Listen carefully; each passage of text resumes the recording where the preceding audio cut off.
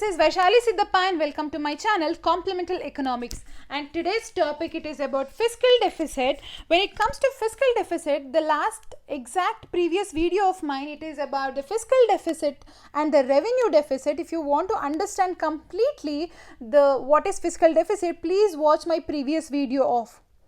So the question comes like, the fiscal deficit gives borrowing requirements of the government, LUC date, it is one of these 6-mark question. So let me tell you the exact previous video of mine. I have discussed few of the concepts. I am going to repeat the same few of the concepts now. So let me talk about what is fiscal deficit is all about first. The fiscal deficit is the difference between the government total expenditure and the excluding the receipts of borrowing. So deficit means, a simple explanation of it is a shortage of money. When any economy you have a shortage of income, so what you have to do is you have to go with a lot of borrowing. So that is what we're going to do here. When it comes to fiscal deficit, when we have a shortage of money, what we do is we're going to borrow money from so many other sources. The simple reason why we have to borrow money, because we have to finance a lot of sectors. In this case, from where are the places we are going to borrow? Let's see. Gross fiscal deficit, we are going to borrow first of all, that is called net borrowing at home. What is net borrowing at home? The net borrowing at home means we are going to borrow money from two different ways. First one, directly we are going to borrow money. The second one is indirectly we are going to borrow money. Directly, how we are going to borrow money? Directly we are going to borrow money from the public of the country, just like a debt. We are taking money, we are going to pay them interest, so we are going to one or the other day we are going to return that. That is a direct borrowing. On the other side, we have indirect borrowing. That means we are going to borrow money from the commercial banks. Like how we are going to borrow from commercial banks? Just like through SLR. What is SLR here? SLR means statutory liquidity ratio. To understand this, what is statutory liquidity ratio, you have to see money and banking chapter. At the same time, the previous video of mine in the fiscal deficit topic, I have discussed about it. SLR is a statutory liquidity ratio. Commercial bank, each and every time whenever they get any kind of a deposits, in that some percentage of money they are going to reserve with themselves. That's called statutory liquidity ratio, and SLR will be decided by RBI. In this case, net borrowing at home, so that is two different ways, direct and indirect. The next borrowing we are going to do it from RBI directly, and the last one we are going to borrow money from the abroad. So this way we are going to borrow money to fill the gap of deficit what we are facing in the country. So when it comes to this increase in a revenue expenditure and it leads to revenue deficit, it creates a vicious circle of fiscal deficit and revenue deficit, where government takes more loan to repay earlier loans. So what exactly vicious circle is all about? The vicious circle, that means you are completely in that kind of a trap where you cannot come out only. So that's even called as a debt trap. So let me explain what is vicious circle. So that means where you cannot identify the problem, you cannot identify the consequences also. You will not get to know what is the cause, what is the consequences. That situation is called as vicious circle. The vicious circle where coming out is completely very difficult. So when we are going to borrow more and more money, we are into vicious circle of fiscal deficit, and we are going to borrow more and more loans. We have to pay earlier loans also. At the same time, this time whatever the loan we are taking, for that also we have to pay. Therefore, country is caught in a debt trap. So we are in a debt trap, so where we coming out is completely impossible, otherwise it's completely difficult. In this case, the gross fiscal deficit what we have, it's a key variable to understand what is the financial condition of our country.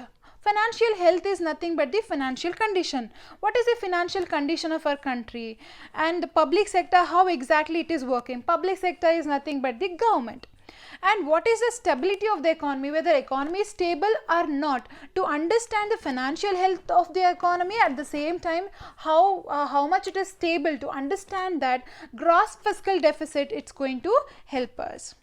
So in this case, when we are talking about gross fiscal deficit, a large share of our revenue deficit is a fiscal deficit, indicated to a large part of borrowing being used to meet its consumption expenditure needs rather than the investment. When it comes to fiscal deficit, revenue deficit is also part of the fiscal deficit. We have studied in the previous videos also. Revenue deficit is completely a part of fiscal deficit. In fiscal deficit, the large deficit is revenue deficit only. The revenue deficit, we need to fill more of consumption expenditure than the investment expenditure. So when we have too much of expenditure, too much of deficit in the country, so what is the solution for that? Don't you think one of the easiest solution is for the government to simply create more money, printing more money, and use that using that money to fill the deficit? Isn't it easy? Print more and more money. So whatever the deficit, shortage of money we have, we will fill the deficit. Isn't it an easy solution? Yes, it is.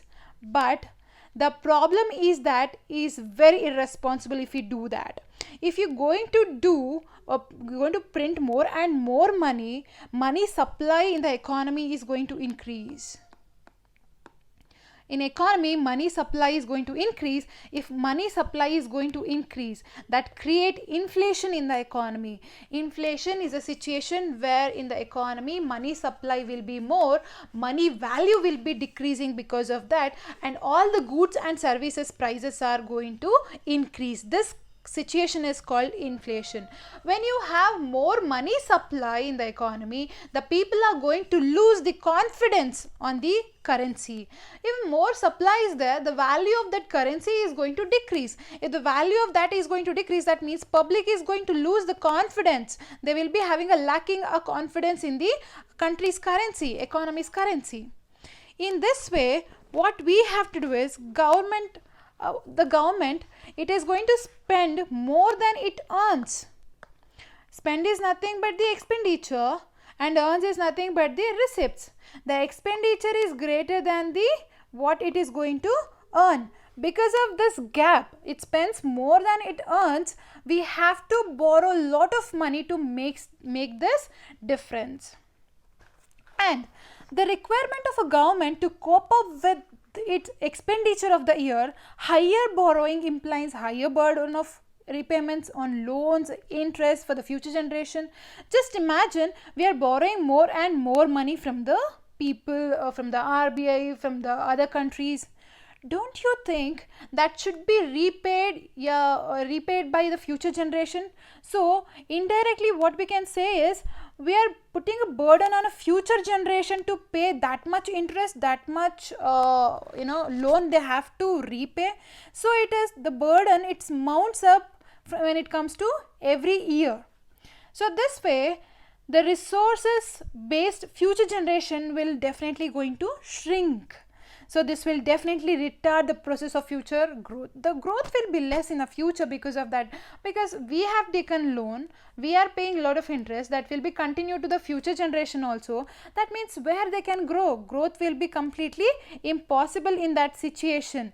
So in this way, when growth will be less, when borrowing by the government are used for especially for the non-productive purpose, we are borrowing money, that is okay. If you are using for the productive activity, that is also good. But unfortunately, the money, if you whatever we are borrowing from other countries, RBI, from the internal, wherever we are borrowing money, and that is used for unproductive activities, so definitely we are not meeting with the purpose of why we are borrowing money.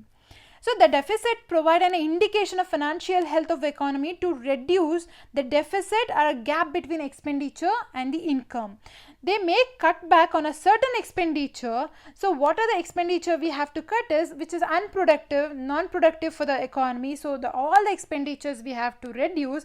At the same time, we have to concentrate more and more on the revenue. we have to reduce the expenditure and we have to concentrate more and more revenue generating activities. If you're going to do this, only in that case definitely country deficit problem what we are facing, that's going to come. In this situation, if you're going to follow reducing the expenditure and increasing revenue generating activities, in that case we have to concentrate on balanced budget situation. What is balanced budget? To understand the balanced budget, let's talk about few other concepts. So that definitely we'll talk about three different various budget formation. So first of all, let me talk about the surplus. What is the surplus budget? The surplus budget where receipts are greater than the expenditure. Receipts means whatever the income they are going to get, that is greater than the expenditure. For an example, the revenue what they are getting, it is 100 and the expenditure is 80. That means 20 rupees is left. It's a saved in called as a surplus budget. So we have to concentrate on a surplus budget where receipts are greater than the expenditure. So people prepare this kind of a budget, couple of countries. And what is balanced budget? Balanced budget where receipts are completely equal to expenditure. If the receipts are 100, expenditure is also 100. They both are equal to each other. If I'm getting 100 rupees, I'm spending 100 rupees. No need to borrow at all. No need to borrow any money, because whatever the money I have, how much of a money I have, I'm going to spend equally. So no need to borrow money. The last one is a deficit budget. So when it comes to deficit budget, in this budget, revenue is lesser than the expenditure. Revenue, if it is 100 rupees, expenditure will be 120 rupees. The shortage of 20 rupees. So what I am going to do? We are going to borrow money.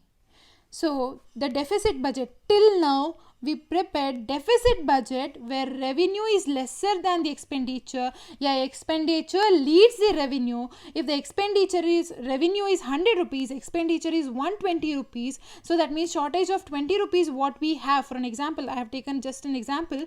If we have a shortage of 20 rupees, we have to borrow. So that is the reason why whenever we face any fiscal deficit, any deficit problem, always we're going to borrow money from the other sources. For that reason, the best is concentrating on the balanced budget situation.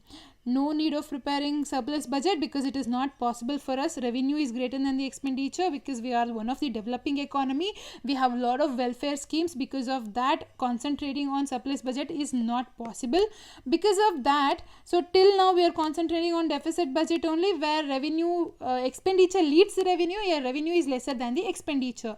So better to ignore this also. We have to concentrate more on balanced budget situation where revenue is equal to expenditure by cutting off all the unproductive expenditures, so we can concentrate on this. Otherwise, continuously, because of the fiscal deficit, continuously we're going to borrow and borrow money from the other sources, and we're going to put a lot of burden on the future generation.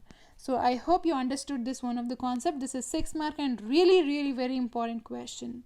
So I hope you are clear with all the concept. Thank you so much. Please subscribe and share my videos. Thank you.